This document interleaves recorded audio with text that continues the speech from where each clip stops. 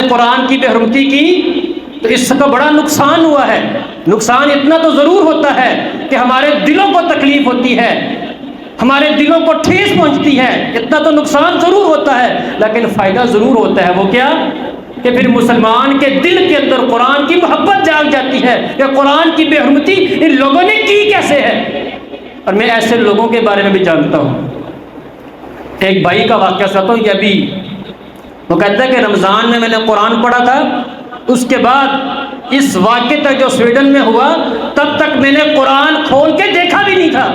یعنی رمضان میں پڑھا، اس کے بعد بڑی عید تک میں نے قرآن کھول کے دیکھا ہی نہیں تھا۔ پھر کہنے لگا کہ جب سویڈن والوں نے قرآن کریم کو سرکاری سطح پر جلایا تو میرے دل میں یہ خیال آیا کہ وہ تو کافر ہیں، وہ تو اللہ کا دشمن ہے، وہ تو قرآن کا دشمن ہے، وہ تو مسلمانوں کے دشمن ہے، انہوں نے تو یہ کام کرنا ہی کرنا ہے۔